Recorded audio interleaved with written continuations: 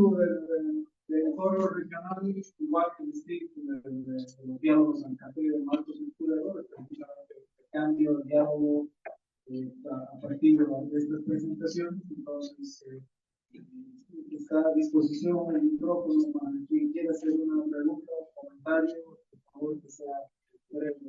Don Pepe, por favor, necesaria si pueden profundizar en el tema de ingresos de instrucción.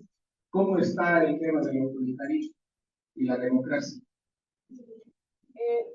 Quería saber, ¿qué consideras que el autoritarismo que había el siglo pasado, que era una vez la dictadura, dictajes y demás, se han cambiado hoy en día por su cara? Otra pregunta. Quisiera saber en el tiempo que Bolivia los grandes confían de su interfaz, de su bolivianos. Quiero saber si eso es siempre, es una época, es lo que está generando. Gracias. Para los que han elaborado los estudios sobre confianza, tal vez sería bueno que nos expliquen un poquito la metodología que han abordado. Decía, para los estudios que han elaborado los estudios, bueno, los trabajos de confianza, tal vez sería bueno que nos expliquen un poquito, ¿no?, cómo han elaborado la variable de confianza, porque es un poquito difícil de medir, ¿sí? Y la literatura que existe sobre estos indicadores dice que siempre hay que tomar en cuenta una parte perceptual, las percepciones, y por otra la conductual, las acciones, ¿no? Porque, por ejemplo, yo puedo decir, no confío en un financiero, pero tengo mis ahorros en el banco. Entonces, no sé cómo trabajamos esta parte, cómo decimos. Lo que quería preguntar, el tema de confianza, pareciera que está muy dirigido hacia el tema de lo político, de las instituciones formales que funcionan en la economía. Pero también hay un grado de confianza en todo lo que es la parte informal, no institucionalizada que ustedes tienen, ¿no?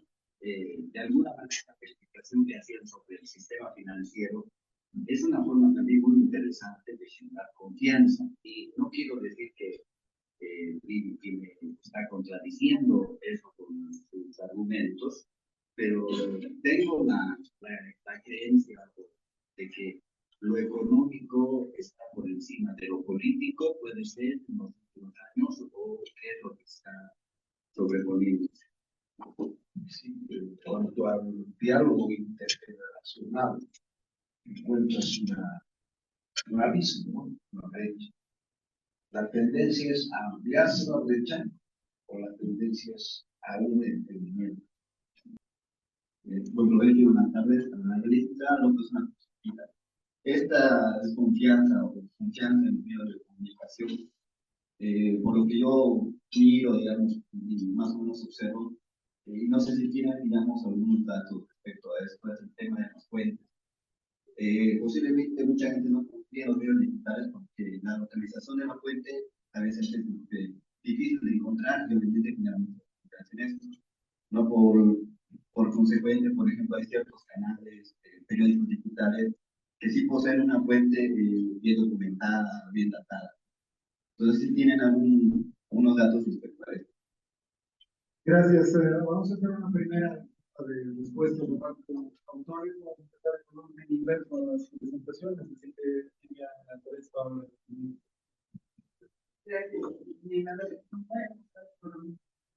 Por lo más fácil, sí, los datos de que son los más largos que tenemos muestran que la baja confianza interpersonal en Bolivia es un problema de siempre, a comparación del resto de los países en la región, desde 1998, estamos levantando este dato, siempre Bolivia ha estado en el último o en el penúltimo lugar de confianza interpersonal.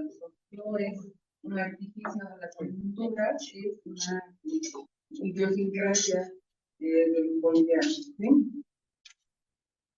Se mide preguntando hasta qué punto o qué tan confiables son varias preguntas que en la encuesta mundial de valor, son varias preguntas que se hacen en un índice, en un largo discurso de la pregunta, pero qué tan confiables son tus parientes, tus amigos, tus vecinos, las personas que conoces personalmente. O sea, es el círculo bien cercano para que, digamos, no confían en mi familia. Realmente todos somos herederos del colegio, pero esa es la, la realidad del cambio simbólica. Entonces, no es un artificio el que no confiamos en nadie. Eso es un signo de mucha necesidad de social opinión personal.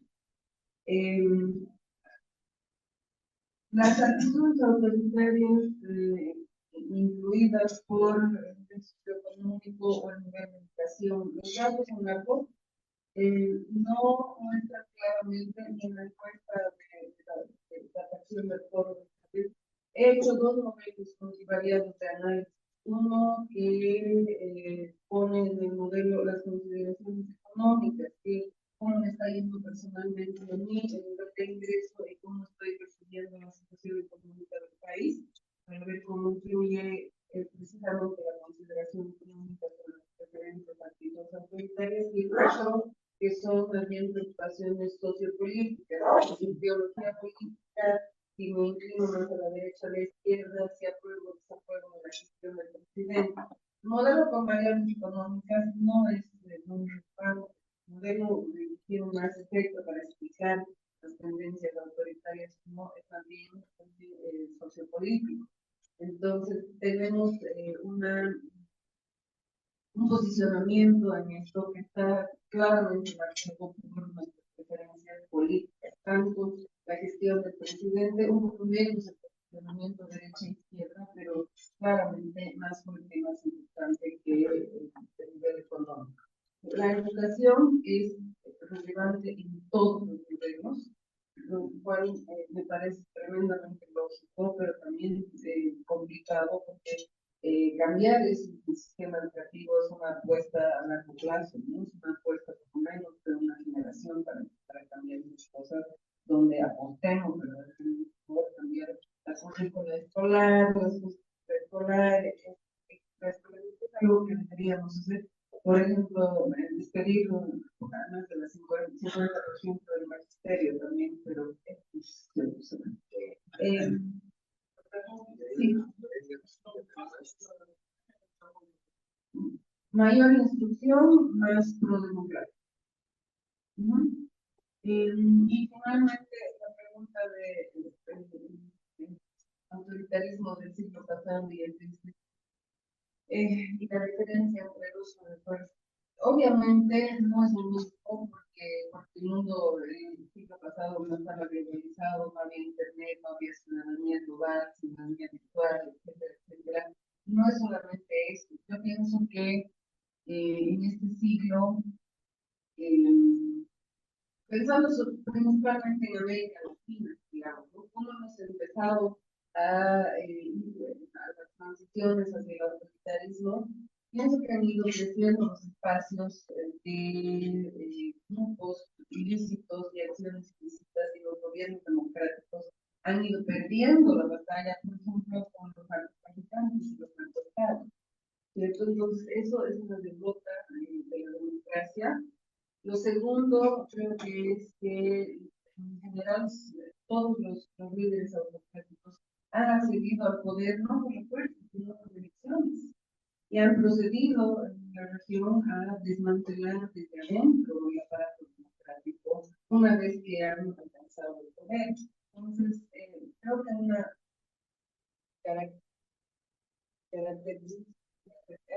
una característica de las autocracias actuales que es diferente a la del siglo pasado, que usa efectivamente la máscara de la democracia y los instrumentos de la democracia para desmantelarla y asentarse en el poder. Entonces no necesita en este momento recurrir al uso de la fuerza como en las dictaduras o como en el pasado. No creo que tenga por principio más serio, sino que no lo hace porque no es necesario en este momento. ¿Qué usa? Y esto es lo último que voy a decir, a diferencia de hace 2 siglos o hace un siglo, usa el populismo, que también se usa el siglo, pero usa la polarización y la posverdad, los fake news, para mantenerse en el poder. Entonces, por el momento, sí, probablemente, por supuesto que la politización del sistema de justicia es un rasgo de eso, pero eso es un rasgo no necesariamente significa que el siguiente paso es para los militares. Pero que no, Bueno, creo que un poquito para complementar igual la parte de confianza, hablamos de que era un intangible, ¿no? Un intangible se construye en el tiempo a partir de datos, de información, lo que estaba en la pregunta. Es cierto que tal vez mientras más datos hayan y sean comunicados y utilizados de correcta manera, de repente va a generar mayor confianza en las instituciones, ¿no? Pero por el otro lado está la gente que no necesita los datos, necesita de la persona. Entonces ahí viene esa palabra que les decía, confío más, prefiero un amigo que un banco amigo. Entonces yo creo que eso se repite y se puede, y bueno, puede llevar a pensar que el boliviano necesita tener siempre alguien que le pueda dar información de primera mano, no necesariamente es una persona muy capacitada para poder buscar un reporte o de información. Entonces, de repente, la confianza es ir construyéndola en tiempo, es intangible, y se puede hacer de diferentes formas, ¿no? Sea por la información, sea por los datos, o sea por personas de referencia, ¿no? Tal vez, no sé si iba a ese lado la pregunta, y tú decías, José Luis, ahorro, pero no confío en el banco, ¿no? No confío en el banco. No confío en el banco, pero claro, al final no vas a dejar tu plata en la casa porque es más riesgoso hacerlo, ¿no? Entonces puede haber diferentes percepciones, ¿no? Tal vez ahí te apoyas en la confianza de amigo, de la persona para ahorrar y no te saques el banco. Pero bueno, creo que es debatir y puede ampliar ahí un poco. Bueno, es complicada la pregunta responderte porque eso va a depender tanto de la parte de la zona geográfica que estaríamos hablando, ¿no? Este hecho porque dentro del artículo 3 mencionamos la parte de la desconfianza, pero lo vemos desde la confianza desde la comunidad y del barrio. Entonces, yo como niño que puedo estar aprendiendo varias cosas, cuánta confianza yo siento en mi vecino que me va a enseñar un juego. O si es que yo salgo a compartir el juego del barrio con mi vecino, como lo decían mis papás, esa práctica se ha perdido. Lo que yo hago es conectarme a través de Fire, ese juego, ¿no? Por celular, y me reúno con mis amigos a jugar. Entonces, ¿cuánto tiempo yo paso con mi barrio, con mi comunidad, para poder salvar, digamos, esa parte de la brecha intergeneracional? Entonces, eso va a depender, menciono, la zona geográfica donde te encuentres. Si nos vamos más al centro, más por Caracas, por pues, ¿no? Van a haber menos niños jugando en las calles, o menos niños en las canchas.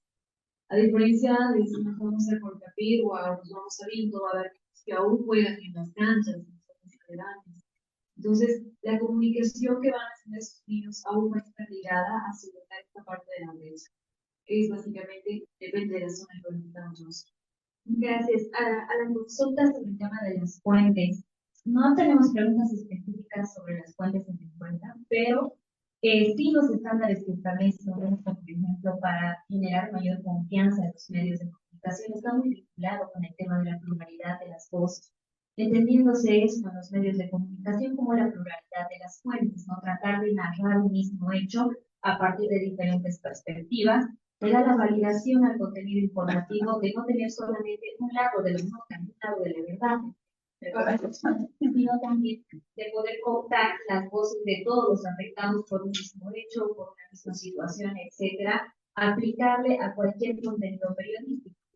Esto, creo yo, desde mi perspectiva, que ha ido perdiendo mucho valor. Y entonces hemos terminado teniendo medios de comunicación que muchas veces se han convertido en amplificadores de una sola versión de las cosas, ¿no? Entonces, basta con que, no sé, fulanito de tal salga viendo una conferencia de prensa, se replica automáticamente solo la conferencia de prensa y lo que se dijo en ese espacio, sin dar contexto, sin consultar con otras fuentes, etcétera. Creo que parte de la pérdida de confianza tiene que ver con esta práctica, ¿no? Y es una práctica que se aprende de lo más básico en los cursos de formación de periodistas en las universidades. Eso por una parte. Por otra parte, lo que nosotros hemos visto en los últimos cambios que estamos viendo dentro del periodismo tiene que ver con cuánta evidencia tú puedes demostrar en cada contenido que tú publicas, ¿no? Y el fact-checking, que es lo que nosotros hacemos en Chequea Bolivia, está vinculado mucho con eso, ¿no? De tú poder presentar cada evidencia, como tú mencionas, ¿no? Si tú tienes el artículo y estás diciendo que existe un informe sobre no sé qué, está limpiado el informe y la persona que te está leyendo le puede hacer un clic que puede ir a ver el informe, puede ir a revisar el dato, ampliar la información, que es parte de la hipertextualidad que se tiene que manejar en los medios digitales. Y creo que esta práctica en nuestro país está principalmente en los medios nativos digitales, que son aquellos que están haciendo prácticas de nuevas formas de hacer periodismo, ¿no? Que todavía en los medios tradicionales nos han dejado de ser totalmente grande para transformarse en este sentido. Gracias, Emilio. Quiero agradecerles a los 4 expositores. Hemos visto cómo desde perspectivas diferentes, desde la perspectiva financiera, otra perspectiva de los medios, otra que tiene que ver con las diferencias generacionales y otra con el autoritarismo, como la confianza, el tema de la confianza en Bolivia, una problemática que tiene muchas aristas y que merece mayor discusión y mayor atención para quienes hacemos investigación, para quienes participamos en este tipo de espacios de reflexión. Si no hay alguien que tenga algo más, sí, entonces hagamos una breve ronda más. Por favor. Quería preguntar si es posible que por medio de esa brecha generacional estructural podría generarse algún tipo de sesgo generacional al momento de responder las preguntas, como por ejemplo el sesgo de selección, y si eso podría afectar al resultado que podríamos ver en torno, por ejemplo, que Bolivia es el país donde menos se confía en el vecino, en el prójimo, y eso empieza a sonar un poco extraño, dado que tenemos el Pasenac, que es un sistema en el cual si uno no confía en el otro no se puede realizar. Y por el entorno lo he visto realizarse muchas veces. Y quizás esta parte en la parte de inclusión financiera se habla de que sí se tiene este acceso, pero no se tiene en cuenta, podría considerarse que se está hablando implícitamente de que utilicen el Pasenac como medio de ahorro o como medio de un crédito de tasa de interés cero. Gracias. Sí, 2 preguntas concretas. En los datos que tú has tenido acceso, no digo que tengas la respuesta, pero hay un caso importante para el tema de la confianza. Se ha habido, después del acceso del MAS al gobierno, en enero de 2006, hasta la fecha, se ha habido un enorme aumento en la cantidad de depositantes, así como hemos visto una reducción evidente de la clase media emergente. Yo he notado en los bancos de manera significativa, no digo en Tuchipaya, los sábados, los viernes, cantidades de gente que saca mucho dinero de bolsas de mercados. ¿No? Si es que tienen datos, porque eso indicaría que se ha logrado generar confianza en un sector de la población. No sé si en esos estudios de la POP distinguen, ¿no?, entre clase media tradicional y clase media emergente, cuál confía más y cuál desconfía más. Pero ese sería un dato interesante, ¿no? Y sobre el tema de la prensa, Henry Kissinger tenía un dicho que decía, no hay preguntas indiscretas, solo hay respuestas. Entonces, tú haces una pregunta indiscreta sobre la confianza, ¿no? Yo soy columnista de Los Tiempos y últimamente han rechazado uno de mis artículos. Entonces, he tratado de ver si están rechazando artículos críticos o más. No, hay muchos, se han debido olvidar que no atribuyo yo todavía a una censura. Pero ¿crees que debemos empezar a fijarnos y los tiempos va a ser cada vez menos confiable y más masista? La respuesta no tiene por qué ser una respuesta. ¿Usted tiene confianza o no? Pero se ha medido el grado de confianza, ¿no? Poco, nada, mucho porcentaje. Porque si es cero, es nada. Entonces, la confianza que se ha medido es más o menos, o mucho. No sé cómo han manejado esa variedad de ellos. Voy a iniciar con la pregunta de los tiempos.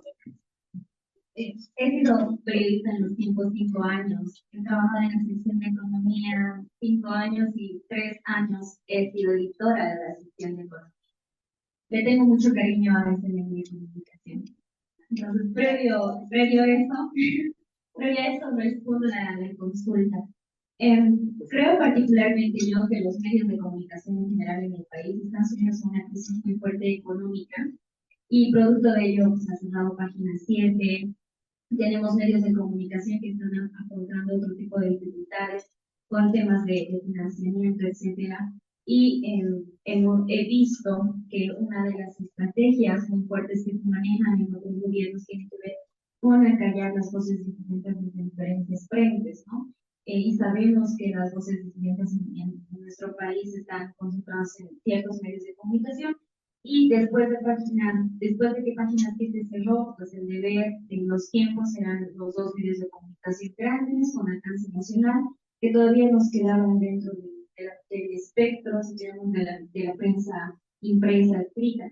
Entonces, creo que se va a mantener por ahí, es por una hipótesis muy floja que yo tengo, la postura un poco más neutral en los tiempos, por la trayectoria que tiene, por el prestigio que tiene el medio de comunicación, pero no hay que perder de vista que hace un mes, más o menos, se ha anunciado la compra la activación de la prensa en la ciudad de La Paz y el Alteño también, ¿no? Entonces, con eso, prácticamente la editorial, bueno, los tiempos está con la presencia muy fuerte en la región de La Paz. Pienso yo que esos dos medios de comunicación, pues de alguna manera, el Alteño y la prensa van a servir para hacer ancla con el gobierno en esa ciudad y mantener la postura un poco más neutral en los tiempos por el prestigio y el retorno que tiene ese medio, ¿no? Entonces, habría que ver todavía porque apenas va un mes y entiendo yo que está estructurándose todo a nivel de contenido periodístico, equipo de prensa, etcétera, en esa región. Entonces, veamos qué pasa con la vida. Falta mucho trabajo en ese sentido. Por otro lado, preguntaban también que cómo se ha preguntado el tema de la confianza y lo que les explicaba un poquito en la puntualización ecológica es que en realidad se ha presentado una escala de valores, ¿no? Esta escala de valores que tenía poco, algo, mucho, algo, poco, nada. Entonces, a partir de esto se ha hecho la agrupación dicotómica entre mucho y algo para la variable sí y entre poco y nada para la variable no. Dentro de la pregunta específica sobre cuánto confía usted en las informaciones que circulan por las redes sociales y cuánto confía en las informaciones que circulan por la televisión, radio y periódicos.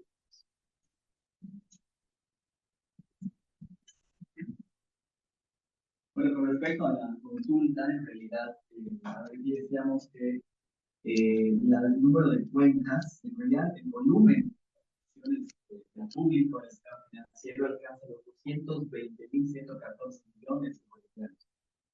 Y el número de cuentas hablamos de casi más de 15 millones de cuentas de ahora, ¿no? Entonces, sí, evidentemente no tenemos la comparación, pero sí hay los datos.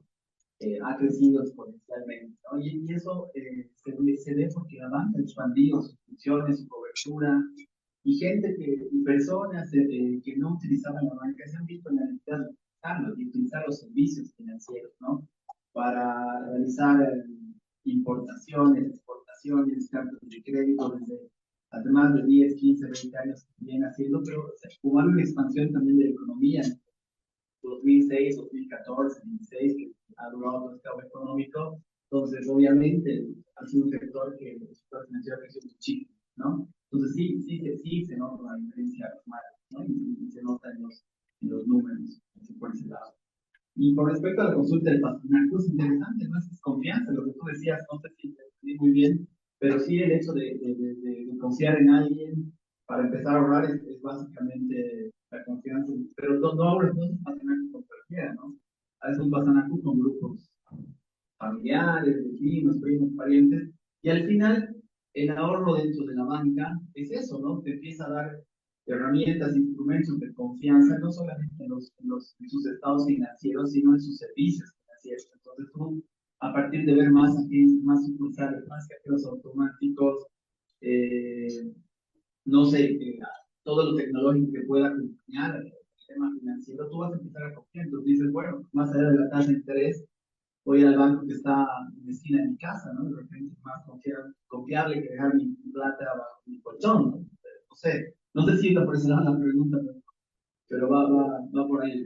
Y hay un producto bien interesante, futuro, que en base al pasanato sacó el producto de Ecopasanato, ¿no? Entonces, utilizando un poco nuestros conceptos tradicionales, ¿no?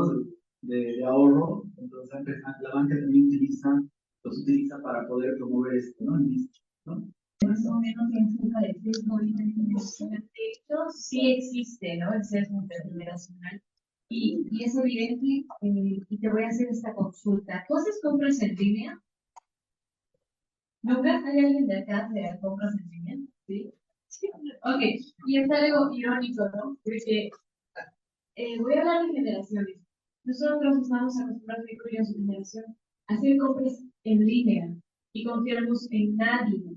Digo nadie porque no tiene un rostro, pero sí confiamos en el hecho de que incluso hacemos pagos grandes, bastante grandes. Y la pregunta es, ¿y cómo no puedo confiar en mi comunidad, pero sí confío en la que conozco, pero sí confío en alguien extraño, que es un X, que no lo he visto jamás, no lo veo nunca, porque la manera que yo compro actualmente es así. Veo algo en Marketplace, me gusta, pago y me lo envían en delivery. Corro el riesgo, pero confío. ¿Me vas a entender? Entonces, hay personas que se van a poner a comprar y van a decir, no, esto jugaremos con el vecino, lo conozco y no haremos más con él.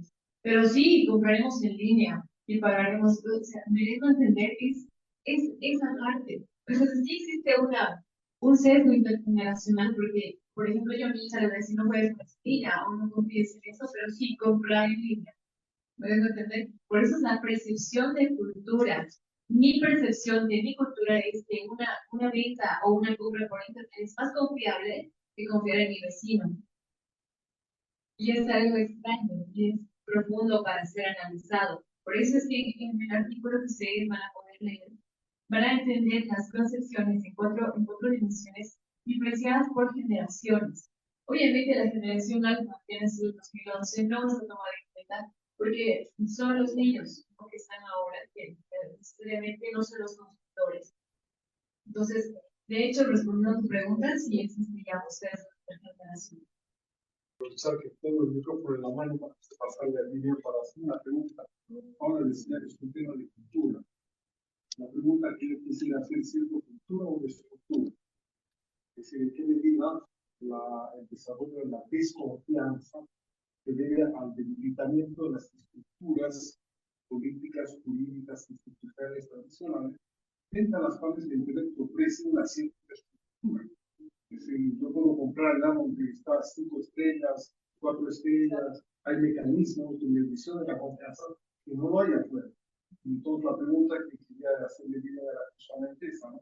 La tendencia al autoritarismo es un debilitamiento de la democracia, es un debilitamiento del sistema institucional, de una desaparición de la confianza en la justicia, en la policía, en los tribunales, etc.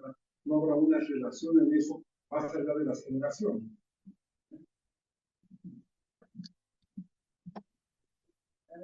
O sea, sí, hay un efecto, no hay una relación, hay un efecto de la evaluación de desempeño de las instituciones sobre las actitudes autoritarias. Pero no es una relación causal única, no es el único motivo por el cual confiamos. Hemos ido, cuando confiábamos mucho más instituciones en 2004, en 2008, en 2000, estábamos felices con nuestra constitución, en 2010, el proceso de cambio y la confianza era mucho más alta en las instituciones del Estado, la confianza interpersonal era igual baja. Entonces, no se puede ver junto con la confianza en las instituciones del Estado, pero tu evaluación de cómo está funcionando la estructura institucional y cómo se desempeñan, o sea, los reclamos que tienes contra la democracia tienen un efecto sobre tu predisposición hacia el autoritarismo o no. Sí, eso es una cosa que pero no, el efecto no es así único, no es por eso, pero tiene, es parte de. Ahora, creo que ahí es importante pensar que el elemento cultural y el tema de capital social, por más que Putnam haya pasado de moda, es relevante en el tema de fortalecer la democracia. Tú necesitas tener un cierto nivel de confianza, una cierta fortaleza del tejido social para poder aplicar cosas, para poder compartir o confiar en que pues, va a entrar la oposición al gobierno, no se va a eternizar 12 años, que vamos a seguir el ciclo democrático, por ejemplo. Entonces, no es un nivel de confianza a nivel del juego personal o no juego personal, sino es uno que informa un comportamiento como ciudadano y decisiones y tomas en el Estado. Y es lógico, porque nosotros siempre decimos que Bolivia tiene una tasa altísima de participación social en organizaciones sociales y en actividades políticas, no solamente en manifestaciones, bloqueos y paros, sino en productivas también, la comparación del resto de los países, pero un nivel bajísimo de confianza interpersonal que pone de cabeza al gobierno, no, debería ser la confianza, la participación, la confianza, la participación. Creo que eso hemos discutido muchas veces, viendo los datos de la COP, y alguna vez, o sea, nunca hemos resuelto, pero hay de yo participo porque tengo que ir a ver, no confío en nadie, tengo que ir a ver, y tengo que ir a considerar, tengo que ir a vigilar. Y es el problema, por ejemplo, y esto solamente lo estoy diciendo porque no tengo los datos, es el problema de un modelo de participación vertical versus un modelo de participación horizontal. Yo dejo con un modelo de participación vertical, que es sindicalista, donde tienes que ir a levantar tu mano, pero no tienes que invertir realmente de esto. Un modelo horizontal, donde verdaderamente vas a deliberar, y a poner tu postura. Por ejemplo, sí, parece. Pero, o sea, no es el tema que yo trabajo, entonces lo estoy poniendo ahí como hipótesis, pero sí creo que no es una hipótesis instalada en los precios. Gracias. Yo quiero dar un apunte más sobre la confianza. Tiene que ver con su carácter relacional. Es un atributo que depende no solamente de la persona que confía, no desconfiamos por desconfiados, sino que tiene que ver con la cualidad de confiabilidad del receptor de esa confianza. Y les pongo el ejemplo de la policía boliviana. Como vimos, estamos haciendo el informe de la última encuesta de cultura política de EMATU, que muestra que el país en toda América Latina donde se confía menos en la policía es Bolivia. Entonces, yo les pregunto, ¿eso es culpa de nosotros, los bolivianos, por el funcionamiento subóptimo, si quieren, de la institución policial? ¿Dónde está el origen de esta desconfianza? ¿Los ciudadanos desconfiados o en la incapacidad de la institución de generar confianza de los ciudadanos? Entonces, hay esta lógica relacional de la confianza que no depende solamente de que seamos una sociedad desconfiada, sino de algún atributo de confiabilidad de las instituciones o de los propios ciudadanos también. Eso es una cuestión de confianza. La confianza tampoco, el exceso de confianza es tan bueno como la ausencia de confianza. Es interesante cómo las sociedades democráticas tienen niveles de confianza menores que las sociedades autoritarias. El promedio de confianza en Rusia es más alto que el que existe en Francia, porque la gente se puede dar el lujo de desconfiar de las instituciones estatales. En China es todavía más alto, porque no hay manera de desconfiar de lo que haga el gran hermano. Entonces, la desconfianza es también una cualidad de las sociedades democráticas en cierta medida. Demasiada confianza no es buena. Hemos visto que en El Salvador, que es el país que ha enfrentado un proceso de reorganización social, judicial, de limitación del derecho ciudadanos, los niveles de confianza en el presidente y en todas las instituciones están ahí, como pasan en América Latina ahora. Y eso no necesariamente habla bien de las instituciones, sino habla bien del proceso que va con el origen de construcción de autoritarismo basado en confianza en un líder